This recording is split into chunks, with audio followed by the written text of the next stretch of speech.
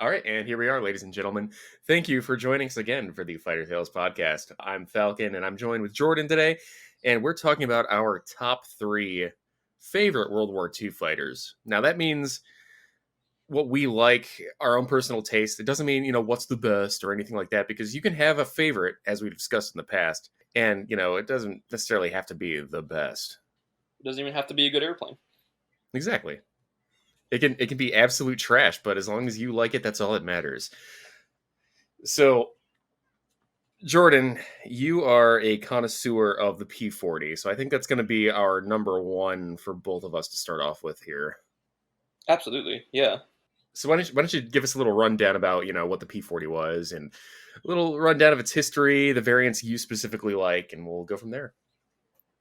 Okay, yeah. So, Curtiss P-40 was a.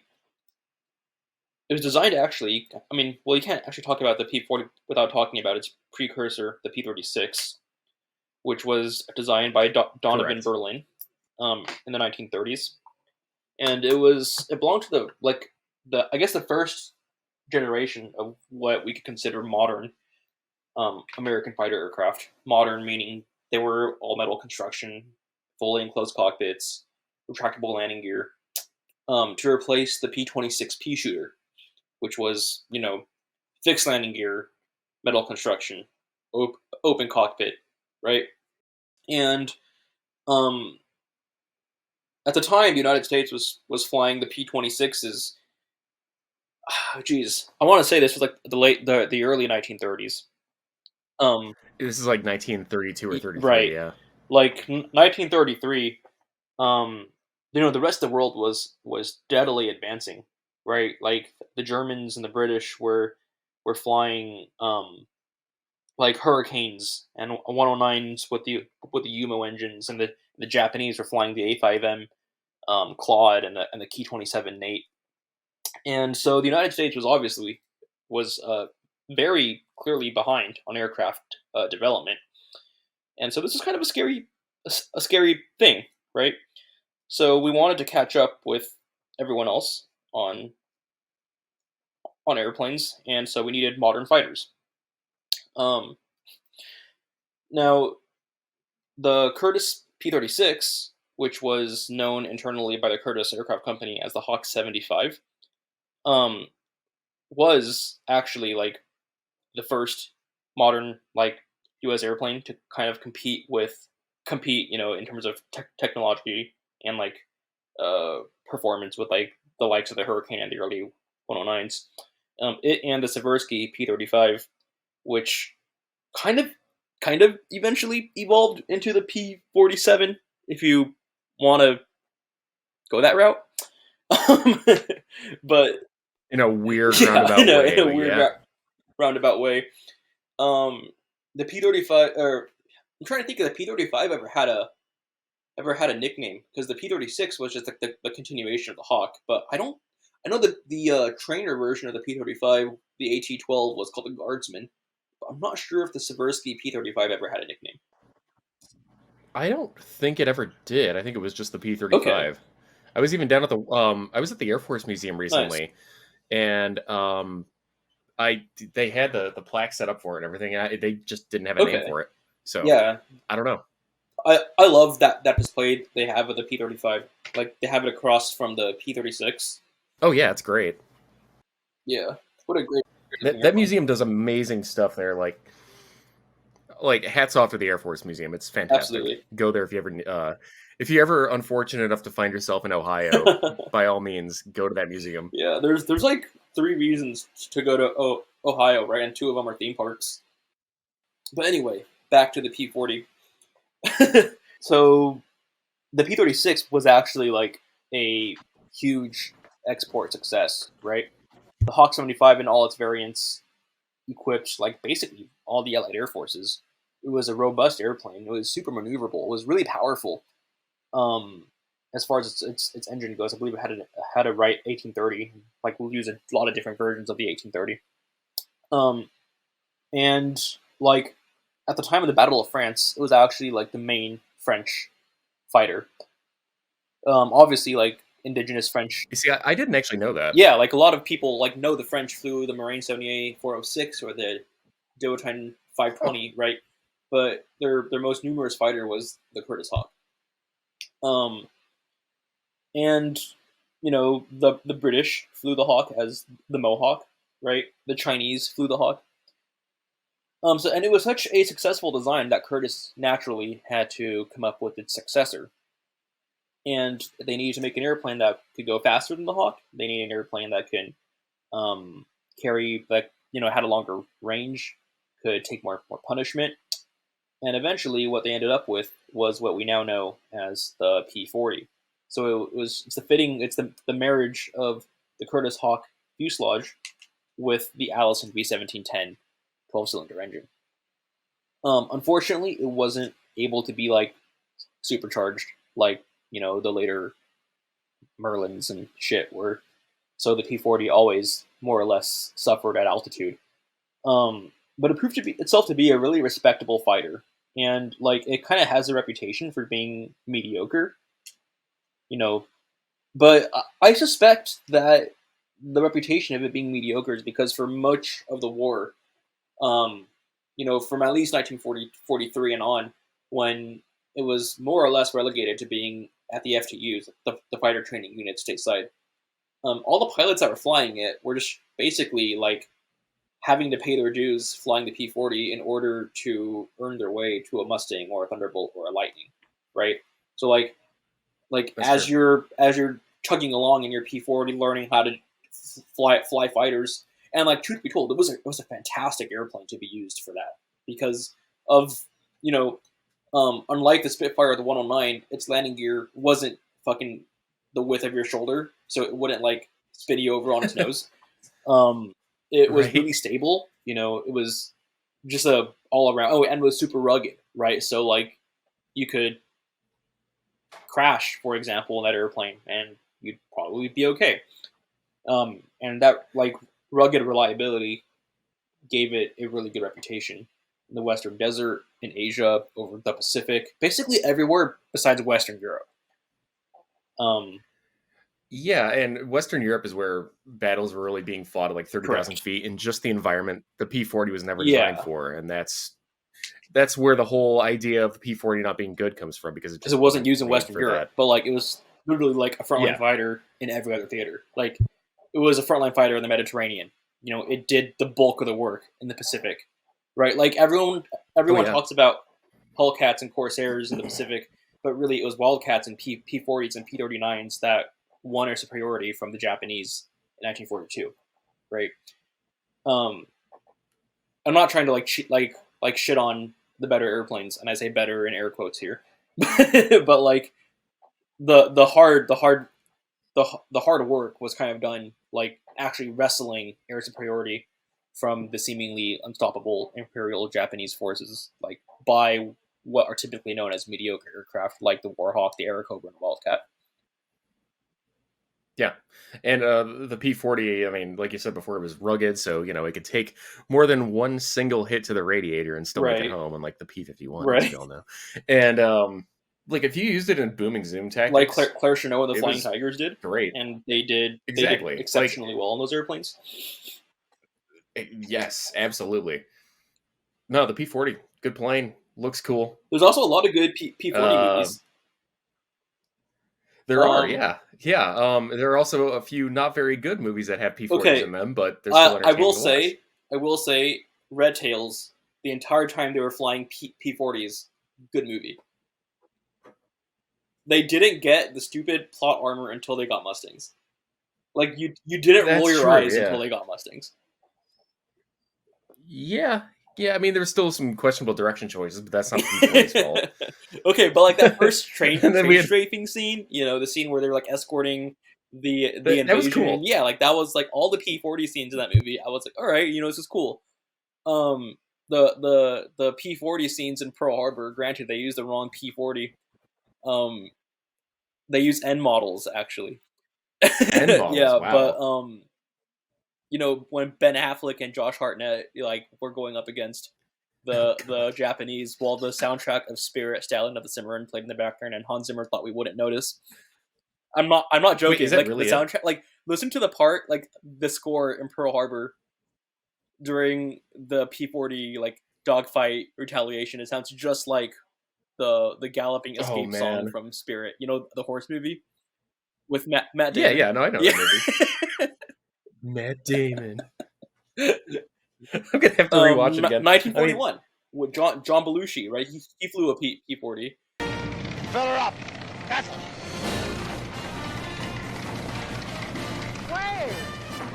1941 kicks ass, dude. Yeah.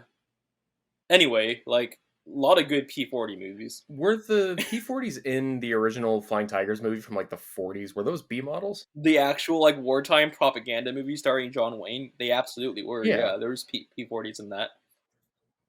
Wow. Well, were they were P-40Bs though, right? So as for my understanding, in the 1942 Flying Tigers movie, they did have P-40Bs, but they were wooden mock-ups that were made to be driven around on the ground, which is still pretty cool. You know, they still look like That is they look cool. Yeah. the part, and for all the flying scenes, they use models.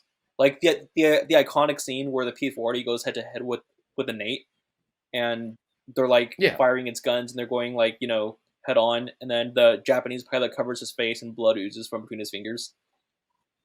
That Yeah, yeah, like that movie and all the flying scenes. Pretty sure those are model P-40s. But Oh, cool. oh So why don't you just... sorry, I Go ahead, oh go no. ahead. Okay, well, I was gonna have you go into the different variants of the P-40 and like what changes were made, Okay, but since you're a resident expert yeah, on that. I mean, I probably should have some reference pulled up, but currently my source is source me, because this is all just like shit from the I top of made my it head. up. But Yeah. like you know what, I'll do our listeners a service, and I'll go ahead and do that. But so far, from my I understanding, mean, you're probably gonna be right regardless. the initial model P-40, no suffix, the Curtis P-40. Some people call it the Curtis P-40 CU, but the CU was really just the Curtis factory designation, right? That was initially like the OG P-40. Didn't have any wing guns. Had the 250 calibers in its cowling. Actually, they might have been 30 calibers up in the cowling. I think they were 30s. Yeah, and they had the really long barrel shrouds. Super aesthetic airplanes. They were mostly delivered in the natural metal finish. And then they refined that airplane, added the fourth 30 caliber wing guns, and changed the two cowling guns into 50s, and that was called the P-40B. And then the P-40C was the P-40B that could carry a drop tank, and it had self-sealing tanks. Drop tank or a bomb, to be fair. What's really weird to think about is that they would have still been using like World War II style or World War I style interrupter gear in the nose. I mean, a lot of airplanes, like the 109, for a modern fighter, was still using those up until 1945. Yeah. The Yaks, the true. Lavochkin fighters. That's very true. The advantage of nose-mounted armament was that it kind of let you make shots from longer range, as opposed to the wing-mounted stuff that we stuck with. Yeah, you have to have them converge at about like 300 or 400 yards. Or Hey, whatever. but you know what? The P-40E was also the first U.S. fighter to have 650 caliber machine guns, and yes, that it was. Set the standard up until the F-86. Oh my god. Well, technically the P-80, but the F-86 we'll had well, I've got 50 something. calibers, right? No, it did. It's just the P-80 had him in the nose too. Oh, you're right. Yeah. But don't worry, we'll be talking about some shooting star stuff in a little bit. So the E model, the E model replaced the B and the C. Oh, obviously, since we mentioned it, the Flying Tigers actually flew most of their combat in the earlier P-40 BC, B/C, which was known as the Hawk 81A2, and the Hawk 81, it had a longer nose than the later P-40Es through ends, because they redesigned the radiator, to make it more streamlined and so on and so forth. Yeah. So personally, my favorite variants were the older P-40s with the guns in the cowling, with like the air scoop between the two little guns and that like bulbous shape, like with the little 3 streamlined uh divots coming off that cowling. It's just so Art Deco. It's so cool. Like that is peak. Exactly. It was perfect for Sky Captain. It really. Oh fuck! Another great P-40 movie. Yeah, right? Although I think P-40 or I think Sky Captain flew like a K. But I mean, it could also go underwater. So, Yeah, he you know. flew a submarine. Um, um, and yeah. So like the E, and later they decided they try to put a Merlin in the P-40 to like give it better altitude performance. And the Merlin powered P-40s were the P-40 Foxtrot and the Lima. Mhm. Those, and you could tell those apart because they don't have the little carburetor scoop above the cowling. It's like the smooth nose. And Oh, yeah. the P-40F is also what the Tuskegee Airmen, the 332nd Fighter Squadron, flew initially when they entered combat. So that's kind of a cool bit of trivia. The P-40L was like the hot rod of the P-40s because they lightened it, and it had the Merlin, and they actually stripped 2 of the wing guns out. So instead of having 6 50 cals, it only had 4. That's an interesting choice to make. Yeah, and they flew those in the Mediterranean and North Africa against. It was supposed to counter the 109F, with the upgraded Daimler-Benz 605. So, and like for all intents and purposes, like Japanese pilots wrote that the P-40 was actually pretty maneuverable. Obviously, it's not as maneuverable. Like you're not going to go like you're not going to 2-circle fight a Zero or an Oscar in Warhawk. No, No, no. and especially not at slower speeds. But you could at high speeds, which is interesting. Above 300 knots, you could absolutely turn fight a Zero or an Oscar in a Warhawk. The Australian, maybe he was a Kiwi, Clive Caldwell. He was like the leading P-40 ace in World War II. Let's see, yeah, he was Australian. Let's see how many kills he got. He got 28 and a half kills in World War II. That's all incredible. flying P-40s, and I think very later Spitfires. That's yeah, awesome. but he said, keep your nose keep your nose down and stay above 300 miles an hour, and you can fucking go toe to toe with the Zero all day every day. Oh yeah, it's not going to be able to catch you after you Yeah. pass it. But yeah, no, it was maneuverable at high speeds, which is interesting. And down low, where the Mustang's supercharger didn't really give it an advantage because that shit, like the VTEC don't kick in until about 25,000 feet, right? Right. In mock dogfights, the P-40 would beat the Mustang all the time. And from my understanding, this is because it had a higher roll rate than the Mustang, and it accelerated faster. The wings were a bit longer, weren't they? Yes, I believe so. And most importantly, it accelerated faster. It got up to speed faster. So like, if you were like in a no holds barred like 2-circle fight, and both planes started at the same attitude, same altitude, nose to nose, the P-40 could go toe to toe with the Mustang under 15,000 feet. Now, if the Mustang was going to play to all of its advantages and immediately climb, it could outclimb the P-40, get out of the way. But like, if it ever got locked in a dogfight with that thing, it was dead. And down low, it wasn't even guaranteed that it would make it out alive. That was told from me by what's his face, who flies American Dream. The air show, Tom, who flies American Dream on the air show circuit. Yeah, like he's flown both the Mustang and the Warhawk. And he was like, yeah, P-40 is a great airplane, and when I talked to him at Sun Fun a couple years ago, that's what he told me.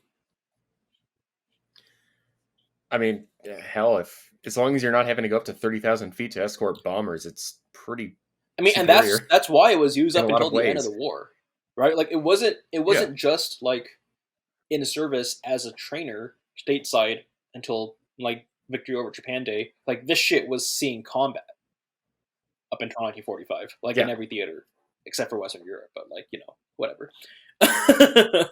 um, like it was honestly a really good airplane, and like a lot of people credit how good the P-40 was and how available the P-40 was, and how Curtiss had to manufacture the P-40 throughout the war to keep the Allied war machine satiated, to be the reason of why, like, or one of the reasons why Curtiss ultimately uh, stopped producing airplanes.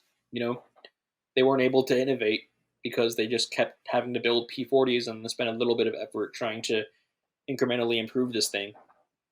And then I believe they came out with an airplane called the XP-60, which was supposed to be the successor of the P-40, but it's kind of cursed. The P-60, I don't know. It looks kind of the P-60 is really funny because every variant looks completely different. My favorite P-60 is the one that looks like an American version of the J2M Raiden. That's which P-60 yeah. is No, I'm not joking. They all look completely different. Yeah, it's like Okay, here's the that Raiden Pokemon, one but is different the P-60. P-60 Yes, variants. exactly. The Raiden one is the P-60C, and that one has a Pratt & Whitney 2800, driving contra-rotating propellers. That's fucking Yeah. wild. Like, if you pull up the Wikipedia article, every P-60 variant looks completely different.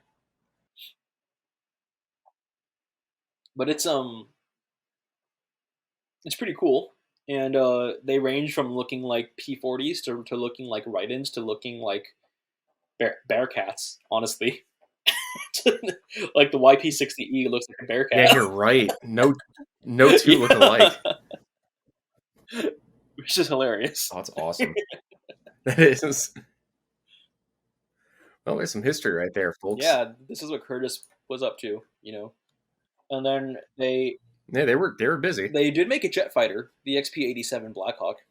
I didn't know Yeah, about this. so it looks like an IL-28 Beagle or like a B-45 Tornado, but like a night fighter. It was supposed to replace the Black Widow. That's pretty cool. Yeah, XF-87 Blackhawk. That looks Yeah, really sorry. awesome. Yeah, But it almost has like Sky Warrior or Sky Knight. A3D Yeah. vibes. Skynet, yeah. Yeah, it lost out to the Scorpion, I guess, which is kind of funny. Wow. Yeah, it did. Oh, Curtiss shit. Curtiss is Okay. kind of a hometown hero for you, right? They're Buffalo, New York. Yeah. Yep. There's actually a really good museum I want to go visit, the Curtiss Museum, where they have a lot of really nice, not only aircraft, but like the motorcycles and I cars didn't know they they built. made motorcycles Because and they cars. originally What the weren't. heck? Oh Yeah. shit! Mm-hmm. I think he was actually dead by the time the P-40 was coming onto the scene. They yeah, poor guy. He's actually, like, a lot of people consider Glenn Curtiss to be the father of American aviation. Like the Wright Yeah. brothers were the first people to invent the airplane, but Glenn Curtiss and his pusher were like the first like practical airplanes that could be mass produced. And also, the Wrights patented wing warping, so Glenn Curtiss had to come up with something else to counteract, to be a control surface for the roll axis. So he invented ailerons, and I don't know. I think ailerons are a better solution than wing warping. What do you think? I mean, I can't imagine, why anybody would think otherwise. But, wing warping though, it's pretty innovative. Totally work on a metal plane. Yeah. Actually, I think they made an F-18 that was able to wing warp recently. Yeah, that thing is. That shit's dope. It's a plane. It is certainly a plane. Yes. But yeah, shit. The Good old P-40. I mean, shit. Good old Curtiss. It's a good airplane. What can I say? Yeah. And what I like about P-40s from a modeler perspective is that because they were used at FTUs all over the country, no matter where you live, you could probably build a model of a P-40 that was flown less than 50 miles from you. Well, like everybody has a Everyone local has a P-40. local P-40 that operated out of like a local-ish airfield during the war. or before the war. As long as you live in an Yeah. urban center or like kind of close, at least close to like a major city and like lowercase m. Like it doesn't even have to be New York City or San Francisco or Miami. Like as long as your city is on the map, you know, Yeah. there's probably Yeah. people. That's really interesting to think about. I never really thought about it that way. Yeah, even more so than P-39s because I'm pretty sure the Warhawks are were more widely proliferated than the P-39s. Yeah, which was also built in Buffalo, New York. There is a Bell Museum. I heard about that.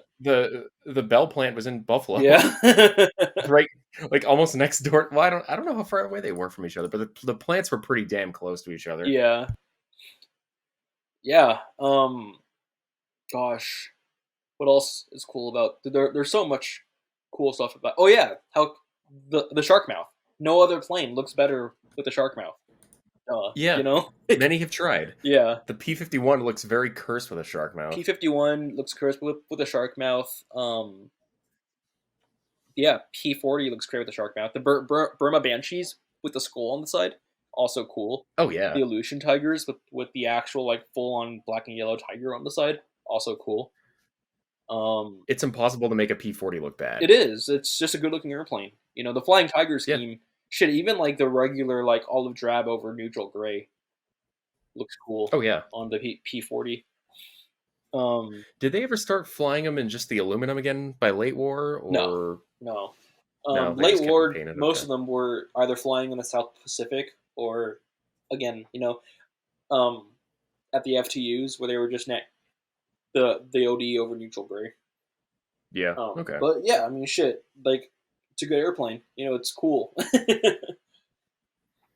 Yeah, it's cool, and that's why we like it. That's our number 3 for the both of us. Yeah. So I think we're gonna move on to our number 2s now, since it's been 30 minutes and we have a 2-hour time slot on StreamYard. So, Okay. So what's your number 2? I guess my number 2 is the F4U Corsair. Now I know it's kind of a more common aircraft, but Sure. it's probably my second favorite of the war. It's the one I just adore. It was Skipper in Planes. Who's also has the distinction for being Disney's portrayal of two more modern military phenomenon. One being stolen valor, and the second being PTSD. I think he's the first Disney character to deal with both. Yeah, you're right. Yeah, he deals with well, you know what? I don't want to spoil Planes for you. Dude, it's guys, been out 'cause since unironically, it's a- 2012 or 2013. Okay. So let me explain what the Corsairs, and then we'll come back to Skipper because it actually is pretty interesting. But in 1938, the Navy realized that they needed a new carrier-borne interceptor. Well, single-engine fighter for the purposes of fleet defense. Yeah. And the Vought company drafted up a proposal for a single-engine fighter packing a Pratt & Whitney R2800 double Wasp engine, which was the biggest engine in the world at the time for fighters. And by 1940, they had a prototype ready to go. The prop blade was so big, they had to put a gull shape in the wings to keep the nose off the ground. This is all stuff you guys can probably find out from, documentaries and shit, but no other plane really has those lines, and it's a stunning looking fighter. The cockpit's a little far back on, and that caused some early carrier problems, but Right. it was originally meant to be equipped with 250 calibers on the wings and then 2 cal mounted 30 cals. Oh, cool. And reports from Europe at the time suggested that more firepower was needed, so they did the 3 guns in each wing setup for the 50 cals. Nice. So that would have been or this is back in 1940s when they were putting the 650 cals into, so that's kind of a really badass, almost overkill armament for the time period. But Right. Well, the carrier trials, according to this, were in February of 41. They couldn't land them on carriers initially, right? Right. The size of the nose made it very, very difficult in order to actually, land them properly, and there were a lot of casualties as a result. The Navy pilots were calling it the ensign eliminator, the ensign eater. And another problem was the torque of the R2800. If you revved the engine up too fast, it would flip the plane over. Nice. So if you're on if you're on final and you've got your flaps down, your landing configuration, you can't see over your nose, and then you realize, oh man, I'm going to hit the ass end of the carrier. So you rev the engine up, trying to pull out of it. Your plane flips over and you crash. Oh, like in Devotion. Yeah, that's exactly it. Yeah, Okay. that was a real thing. Okay, cool. That happened a lot with Corsairs. They made the crash from Devotion into a real thing. Yes, exactly. The British received the Corsair in the early parts of World War II, and they figured out if you kept the carrier in sight by doing like a large like ring around the ship until the very last moment, and then did your like final groove approach, that would be the best way to solve the carrier landing issue. So they figured out, or they sent all this information to the U.S., and the U.S. started equipping carrier fleets with them again. Okay, cool. But the Marine Corps also used them a lot, and the Marine Corps actually got a lot of great use out of them when they were doing island hopping campaign shit. They would just base them off of islands and use them for close air support and intercepting Japanese patrols and whatnot. And if you've ever seen the show Black Sheep Squadron or Baba Black Sheep, that's what that's all about. It's just the Marine Corps' use of the Corsair while they weren't being used on carriers. Rad. Did the Corsair have good rough field capabilities? Good field capabilities? Like rough field capabilities. Yeah, like it did fine. I mean, most Navy fighters are already designed to be in like rough conditions anyway. Okay. And to have like really sturdy landing gear. So right. The Corsair's landing gear originally was so like bouncy because it was almost too rugged at first. Oh wow, okay. That if you came down a little too hard on the carrier deck, instead of your gear collapsing, it would bounce back up. Oh. kind of like a pogo stick. Yeah. So they actually added some hydraulic dampeners into them. Oh wow. For later That's models. Cool. Yeah. But they did great on fields. They were just as good as any other piston fighter for the time period for that kind of thing. So. Right. Had a reflective gun sight. It was one of the first Navy fighters to have that, I think. I think the F4F had it beforehand, but later variant had, I think it was the F4U4B. They gave it 4 20mm cannons. Okay. Instead of the 50 cal, so that was even more killing power. Yeah. You could also carry a lot of ordnance, right? Under the wings. Oh, yeah. Yeah, you could carry... Oh, man, you can carry bombs in the center lines. The later variants, the F4U4, could carry 2 drop tanks in the middle. And they used this thing like right through to Korea. In naval aviation, there's a paradigm of the Corsair being the first iteration of what we now in modern terms call the strike fighter. Yeah, like the way that we use the Hornets or the Rhinos now. Like the Corsair pioneered that. Yeah, that's a good way to think about it, actually. Another thing about the Corsair is that it was pretty much the fastest fighter in the Pacific theater through the entire war. Oh, wow, okay. It could do like 410 knots. What? That's wild. It was about 20. Is that knots or miles per hour? Let me just check my because that does matter. Yeah. Sorry, maximum speed 446 miles per hour for the F4U4. Okay. And cruise speed is about 215 knots. But yeah, if you had to go, you would go, and they were used a lot to intercept kamikazes. Right. Because they would just be able to get out there fast and kill as many as possible. Right. Now, the F6F Hellcat did down more fighters in the scope in the long run for the war, but it had a longer time to do it. It wasn't like Corsairs, or it wasn't like benched because it couldn't land on a carrier. Yeah, and I think the Corsairs only were put back on carriers from like early 44 to the end, something like that. It was like pretty late after the British, were able to figure out all the problems with it. Did the British had called it the Corsair, right? They didn't call it like a Martlet or any other name. I'm pretty sure they just called it the Corsair. Okay. Let's see. Yeah. They just called they just Corsair called them like Mark Corsair 1 or some shit. Yeah. Okay. Yeah. They also, I seem to remember the British Corsairs had square wingtips. They did have some clipped ones, yeah, because I think that had to do with Well, no, they would have had the same folding wing mechanisms. I think it might have just been them just fucking around, Okay. just for you know, roll rate and all that fun stuff that they experimented with the Spitfire Yeah, on. So they were traumatized by the Spitfire actually kind of having a dismal roll rate, so they had to rectify that yeah, on every airplane henceforth. yeah, they didn't clip them too much though. It was like just a little bit off the tips, Just the tip. just the tips. Yes. I didn't want to say it like that, but you know what? There's no other way to say it. But yeah, no, the Corsair was a good all-around platform for the time period. It actually did get a MiG kill in Korea. Nice. Oh, again, Granted, just like in Devotion, but it wasn't yes, by just like Tom Hudner, of course. But no, it wasn't Tom Hudner. But no, the guy got jumped by like it was a similar situation to the Royce Williams thing where the guys got jumped by a big flurry of MiGs. holy Now crap! instead of yeah, he did get one, but I think he did get shot down and bailed out. Okay. I'll have to look into that. That might be a video actually. Yeah, people flying roller like prop fighters against jets. Yeah, it'd be that like could a video. dogfights episode. Yeah. The Taiwanese national Chinese flew F-47Ns against MiG-17s.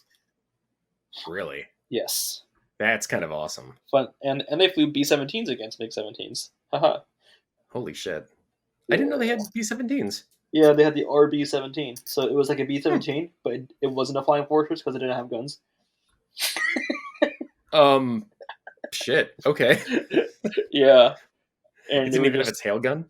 no. Oh I don't my think it God. had any guns. From what, as far as I know, the RB-17s were like completely unarmed, and they were just like Air America, like CIA type shit. 'Cause remember, That's... Taiwan, like the ROCAF was like the CIA's bitch for like 30 years. Yeah, it was. You don't get the distinction for being the only country to fly the U-2 besides the United States for like Yeah, the Black Cats. at the cost of nothing. Yeah, you know what? We do need to sit down and just like make a series of videos on the ROCAF. Yeah, we can do that. I'd be down. Anyway, back to Corsairs. Yes, yeah, you're keeping me on track. But yeah, Corsair, good plane. It's unique. It's got that cool gull wing. It was Skipper in planes. in planes, Disney planes. And it was Which used in Korea and French Indochina, so Yes. the Vietnam War. Yeah, and the football war too. The football war, that's right. Within the same week that we landed on the moon, Corsairs were duking it out with Mustangs over El Salvador and Honduras. Exactly. And guess who won? Guess who won? Corsair versus Mustang. Guess who won? Corsairs. Yep, they slapped the shit out of those guys. Yeah. It's almost like the Mustang is a little overrated. Did I say that? Did I say that? The Mustang, I think people give the Mustang credit, like too much credit, because really the best part, like the one advantage, like the indisputable advantage the Mustang had, wasn't maneuverability, it wasn't speed, it wasn't firepower, it was range. Yeah, it was just the first one to get lucky enough to have drop tanks. Right, like Mustang versus 109 or 190. It could be a toss up. Mustang versus the Lavochkin fighters in Korea, right? Or like shit, like that could have gone either way, right? Yeah. Mustang versus like the Kia 84 Hayate or like the N1K2, like it could have gone either way too. But Mustangs had range, and I like to say as a Corsair fan, when Corsairs and Mustangs face off against each other, the Corsairs won. So yeah, they put them in the fucking ground, man. Yeah, yeah. I don't know how many actual engagements they had, but a lot. The Fernando Soto was the leading Corsair pilot in that war. I only know this off the top of my head because I did a paper on him in college. Oh, nice. Did he ever make ace or? I believe he got 4. 4? Okay, that's interesting. Fernand. It was like close to ace. He shot down a Cavalier Mustang. Oh, that's interesting. Fernando Soto. Not to be confused with a Spanish actor.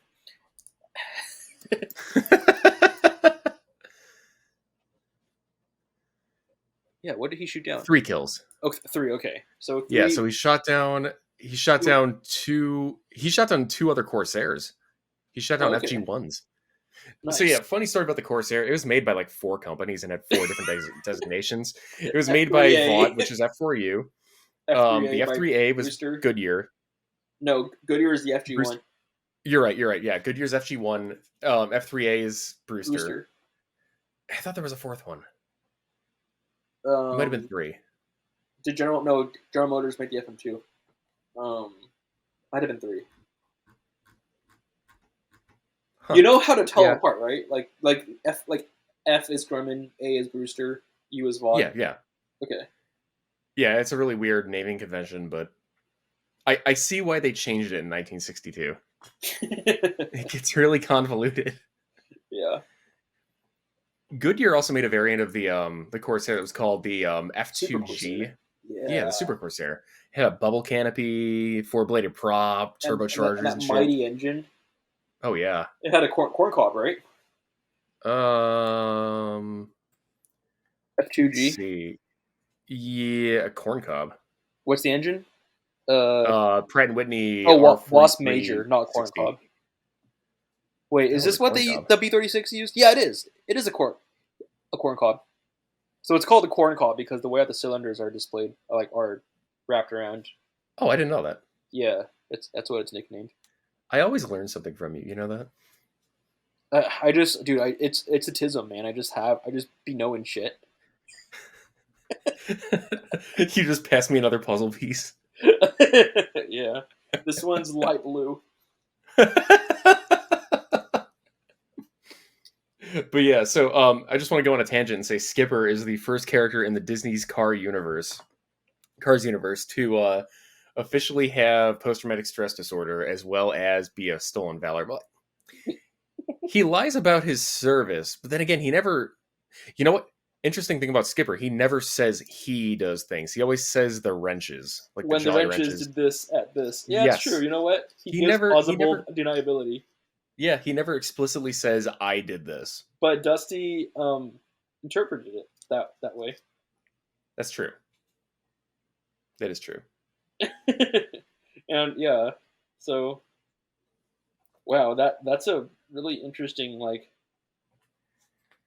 is he at fault? Is Dusty, because it's Dusty's fault for misinterpreting his words?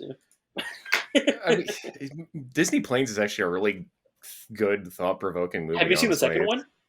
I did. I still think the 'Cause first I think one's it's even better. Oh, really? I do like the first one better. I just like the plot is simplistic, but it allows for good character development for Dusty. Yeah, that's true. The second one is a good movie, though. I do like it. There was the reason why I watched it with my friends was because do you remember Justin Lundborg?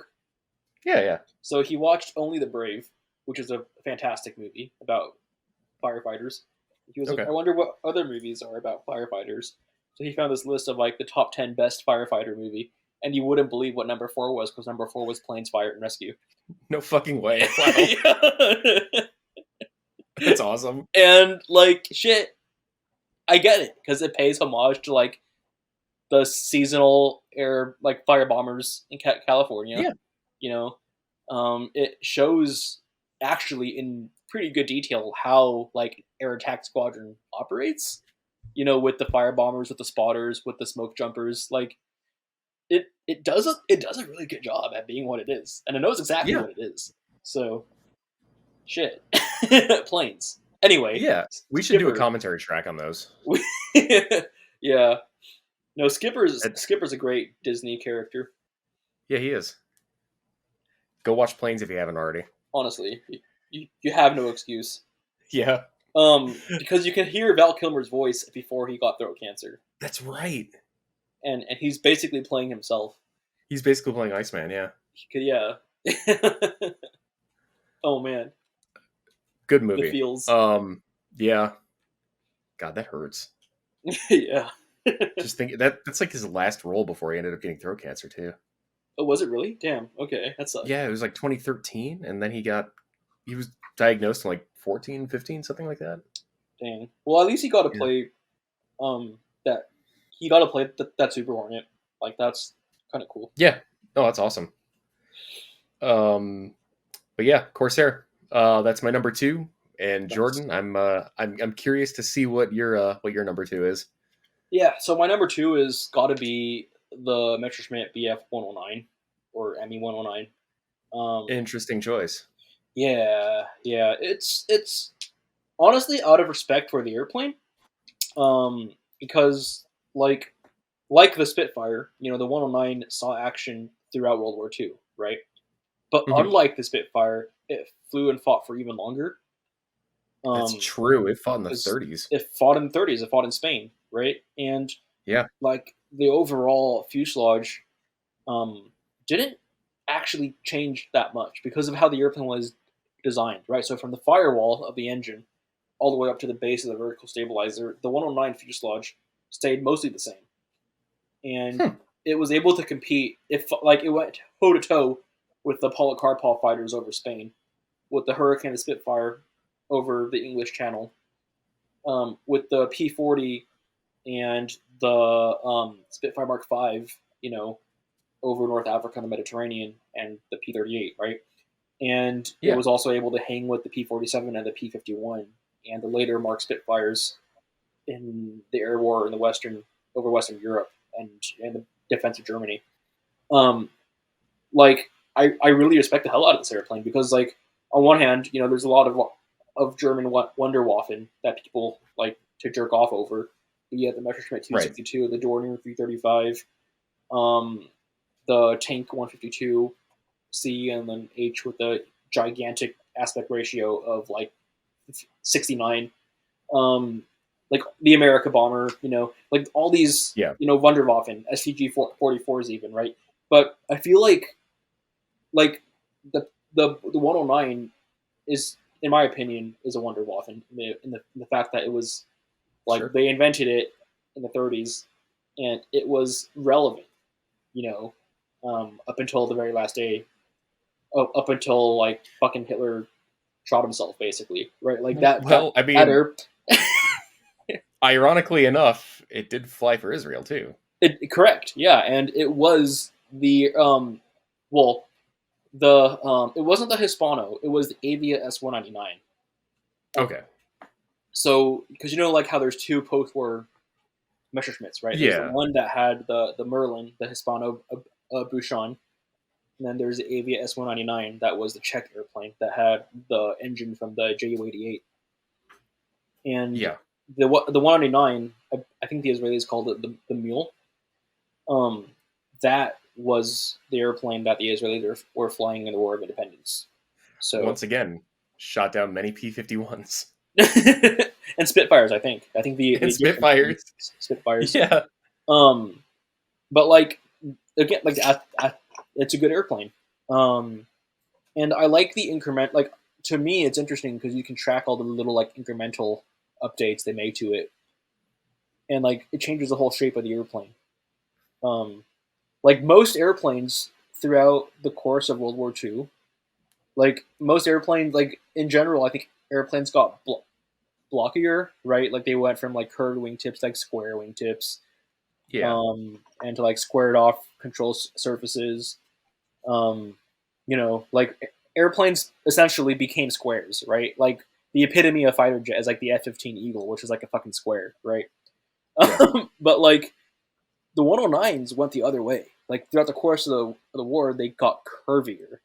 The 109Es and Yeah. Ds had squared wingtips, but the Ds and Fs had rounded wingtips. The humps over the machine gun drums, the 13 millimeter drums in the nose, really Mhm. iconic. Like the Erlahaub, right? The or sometimes called the Gallant hood, that gave it better visibility towards the rear. The introduction of Panzer glass, that bulletproof glass that replaced the metallic headrest behind the pilot to give it more visibility. There's all these little things about the 109 that are just quality of life updates, um, that are just really forward thinking in the sense that a lot of thought was put into making this airplane what it was. I know for a while they didn't have rudder trim for it. Did they ever implement that? I couldn't tell you. I don't know enough about 109 in spite of being a fan of it.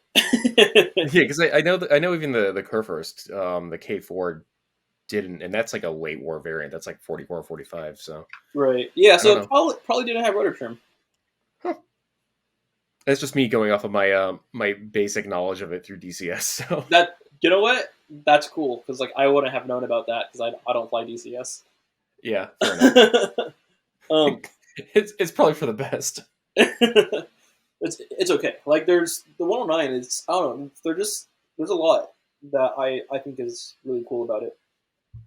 Yeah, cool fighter. Yeah, I love that it's kind of got a paddle prop, just kind of funny. Mm-hmm. And like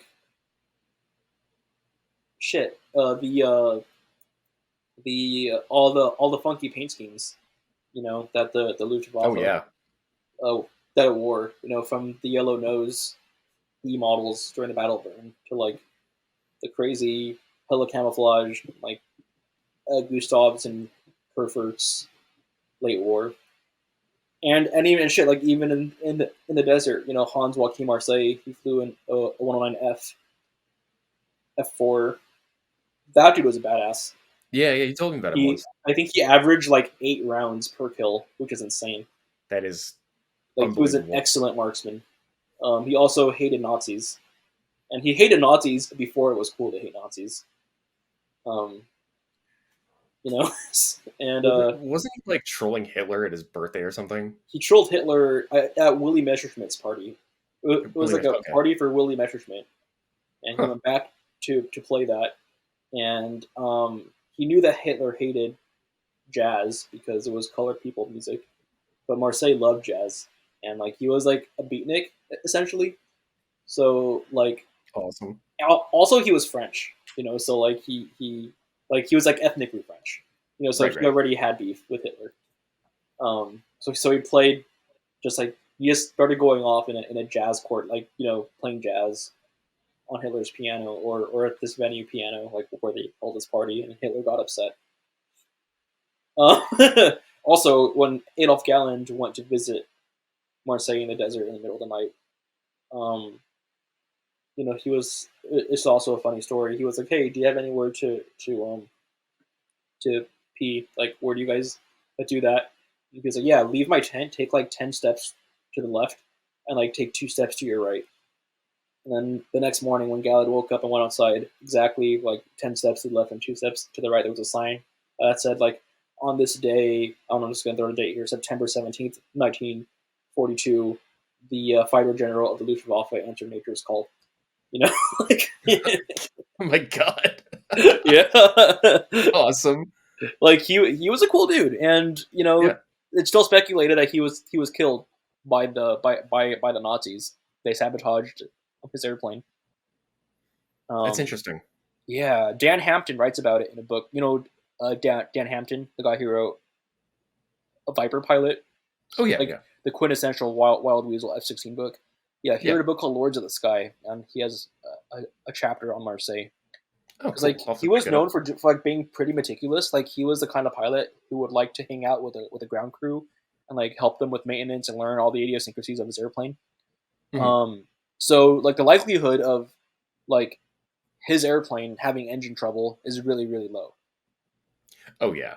But Unless it was like deliberately sabotaged. right, so that's why there's speculation that it was deliberately sabotaged because he was being like too out with his like anti-Nazi rhetoric, and like you Makes can't sense. do that when the Nazis are still winning. Like Right, right. Because they still had a chance in 42. So right. So that was not good for him. But yeah, that's Marseille. have you built his 109 yet? Because I know you're. Yeah, I thought about it. There's a good fine molds kit of 109F that comes nice. with his markings. But I've not built his air. I've had it, like I've wanted to, but I just haven't gotten around to it. And like I have, Yeah. last I checked, 277 airplanes like unbuilt that I need to eventually get to. So I need to like chill with buying models. It's kind of a problem. No, I get it. Like you can only build so many at once too. So Right. And just like keep building the backlog up. I have plans to build every single one, right? Like I never buy any with the intention of just like stashing it and never doing anything with it. Right. Like every model I build, I have the intention of building, or every model I buy, I have the intention of building. But I just haven't gotten around to a 109F in Mercedes Markets. But yeah, cool dude, cool airplane. Yeah. The 109, I think, like it's also like in every World War II game, like every World War II simulator, so you can fly it in like everything, from like every kind of realism, from like IL-2 and DCS to like War Thunder and Blazing Angel Squadrons of World War II, and like Combat Flight Simulator, the OG Microsoft ones, like that shit just ubiquitous, and it's like the quintessential like German fighter. So awesome. Oh, also, I have a there's a reason, like, so it's one of the most popular subjects for model companies to come out with. Like Tamiya, Hasegawa, Revell, Airfix, Heller, Italeri, fine, like any company you can think of has released a 109. Huh. And I think it's because everyone might have a different favorite World War II fighter from the Allied side, right? Like everyone either like it's like I like Spitfires, I like Mustangs, I like P-47s. But like when you want to display an adversary next to your favorite fighter, it's always a 109. So sure. I'm curious. I don't know the statistics. I don't want to be like I'm speaking out of my ass, obviously, at this point. But I'm pretty sure the 109 is possibly like in terms of like most purchased World War II airplane toys or models. I'm pretty sure it's up there. It would make sense because it's like the perfect bad guy. Yeah. Like plane, it's like the World War II's equivalent of like the generic MiG. What's the generic MiG? Just like if a movie like a Cold War movie or something just wants to have an enemy fighter plane, they just call it a MiG.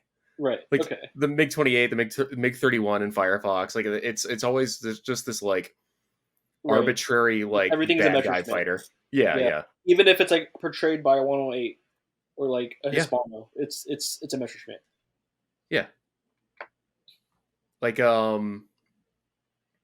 know they used a lot of the post-war builds for Battle of Britain and the original Tuskegee Airmen movie from '95. Oh, the HBO one? Yeah, that was actually a pretty decent movie. That was with Terrence Howard. Well, actually, he was in both. He was. You're right, he was. Lawrence Fishburne was the main character in the original. Yeah. Lawrence Fishburne. Yeah, but you know what? The original didn't have Neo. That's true. Well, so like from what you're telling me about the model kits thing, though, it's like the 109 is to every model kit company what the T6 Texan is to every air show. Yeah. Yep. Every air show has to have a T6. Yeah. If your air show doesn't even have a T6, like, just go home, man. Yeah, just give up. All right. Next up. Okay, so my number one favorite personal World War II fighter is kind of a shitpost. YP-80. Nice. The only airplane that was good enough to kill Dick Bond. That's true. It's very true, unfortunately.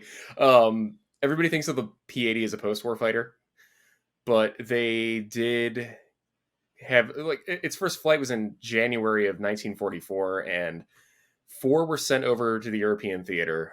2 were sent to England. Yes. Oh, wow. 2 were sent to England and 2 were sent to Italy. Oh, wow. They never saw any combat, but they actually did some combat air patrols. That's crazy. So it was an operational service? Yeah. Oh, wow. Well, experimental service, but it was... I read somewhere that it wasn't directly meant to go after Arado jets. Okay. But it would have been a good counter to them. Like, the idea is, like, if we have them in Italy, if we run into those Arado jets, we'll fight them and trial the new jet in combat. We'll see how it goes. They just never had an opportunity to do so. So yeah, it is a legitimate World War II fighter. It just never really did much in the war. That being said, I mean, it had a great service in Korea. Had some teething issues. Dick Bong, the highest scoring ace of World War II for the Americans, he was killed in an accident where I think he had a flame out and he bailed out too low. Oh, really? Damn! Yikes! Yeah. What a great name for a fighter pilot. Oh, I know, right? Our top scoring pilot flew 420 missions and killed 69 planes, and his name is Dick Bong. Okay, he was assigned to Lockheed's plant in Burbank. Oh, okay. Bong, according to Wikipedia, either forgot to switch to the auxiliary fuel pump or for some reason was unable to do so. So he had a fuel malfunction on takeoff. Oh no! And he ejected from the aircraft because they had early ejection seats in them. Nice. But it was too low for his parachute to open, so he ejected outside the envelope. No. Yeah. Damn. And that his death actually shared space with the first news of the bombing of Hiroshima. No, really? Yeah, it was in the Was same it- newspaper in Oh, the wow. LA Times. That's wild. kind of incredible. Yeah, here I'll send the thing to you. I'll post it up You in should. the video. That'd be an interesting newspaper to have framed. Oh yeah, I've been looking for like a New York Times September 11th or September 12th, 2001. But oh that they're would kind be of expensive. I imagine. Yeah. But I mean that's I didn't know that about the newspaper sharing that. That's fucking crazy. Yeah, really. Back when people cared about their fighter pilots. I guess so. Yeah, I mean, he was like a celebrity. You know, he was the top scoring ace, and they brought him home because they didn't want him getting killed. They wanted him to, train people war and bonds. Yeah, exactly. But yeah, I'll say this right now: if the war actually continued on for another 6 months in the ETO, you would have totally seen jet-on-jet combat. Oh. You would have absolutely seen Meteors and 262s and P-80s. The P-89 no doubt. would have gone or the P-59 would have gone curb stomped, but the P-59 was not a good plane. It was our first official jet fighter was not a very good jet fighter, but the P-80 was, and it was it wasn't as fast or as good a climber as the ME-262. They did some post-war dogfight testing with them. Okay. I didn't know that. But it was pretty comparable. The 262 it had 2 engines, so it still had better acceleration and speed and whatnot. Right. Have you seen the repro ones with 2 J85s? Yeah, dude, those are cool. Yeah. It's like, dang, your 262 has like the same power plant as my F5. It's kind of wild to think about, actually. Isn't it? Yeah, that's crazy. But yeah, no, I really like the P-80. It's a cool plane. It has wings designed for a much cooler conceptual fighter that was never greenlit. The Lockheed 133. L1, yeah, the L-133. Yeah. That would have had like canards. It would have been like the ultimate like astropunk fighter. That thing is so wild. Like just like seeing it. Yeah. Because it's so bizarre that like they came up with that when they did. It was like, they came up with that. Right? It was like 42 is when they were conceptualizing that. Yeah, holy crap. Because the first XP-80 was actually finished and sent over to Muroc by like October of 43. Damn. So this shit's actually pretty early on. Well, I wouldn't say early on in the war because the war is coming to an end, but it was a contemporary of advanced P-51 models and like right. Corsairs, and it, there's definitely something to be said about that. Yeah, absolutely. So I'm just dying to know what your number one is. So it's not a very well-known airplane, and I've made a point to have 3 different airplanes from 3 different countries on my list. Okay. And this one hails from the United Kingdom, and it's the Bolton Paul Defiant. Oh my god. So going back to what we said earlier about how the most important thing was that you like your favorite airplane, doesn't matter if it's a good airplane or not. The Bolton Paul Defiant is an example of what was a bad airplane. It was objectively bad. It was good, and then it was bad, and then it was good again. I'll say that. Please expand upon this.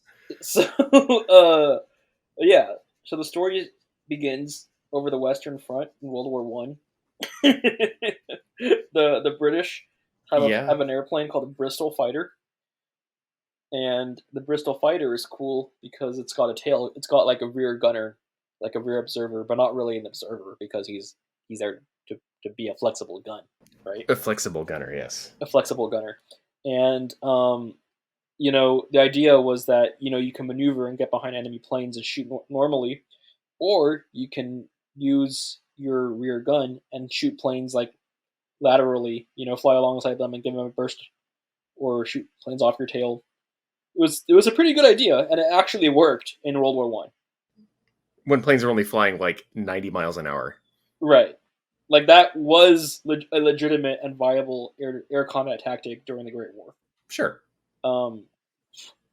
It was so successful that the British were like, yeah, we can keep doing that. So the evolution of that idea was the Boulton-Paul turret, with the power turret, which they use on bombers like the Halifax, Lancaster, the Wellington. And they were like, okay, but what if we take this turret and put it in a fighter? Contrary to popular belief, so most people don't know that the Defiant, or like don't think that the Defiant has forward-firing armament. The reason why it doesn't have guns in the wings or forward-firing armament is because you can lock the turret in the forward position, and I believe you can shoot through the prop. Yeah. Wait, it shoot through the? Oh, you mean like shoot? I guess like over it. Interrupter gear-ish thing. Oh, they would have had interrupter gear running all the way back to the fucking turret. I'm pretty sure there's something like that. I might be mistaken. You know what? Let's fact check myself right now. Let's fact check this with Wikipedia. Yeah. Yeah. Okay. Actually, so the gunner could rotate the turret directly forward and transfer firing controls of the gun to the pilot. Okay, that makes sense. Yeah, that makes it a little. I mean, the pilot's gonna get like muzzle blast like going past his ears, but this was rarely done as the turret's minimum forward elevation was 19 degrees and the pilot did not have a gun sight.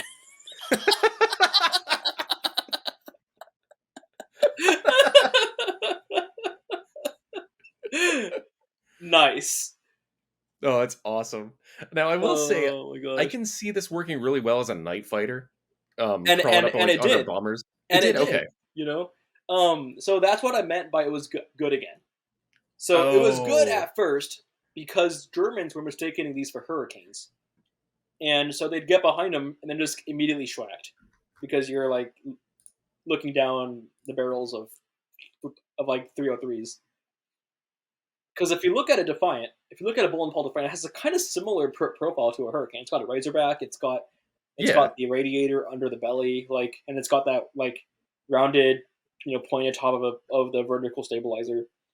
Sure. And when at air combat speeds, when you're merging, or when you're seeing it from fucking a mile away, shit, it's a Hurricane, right?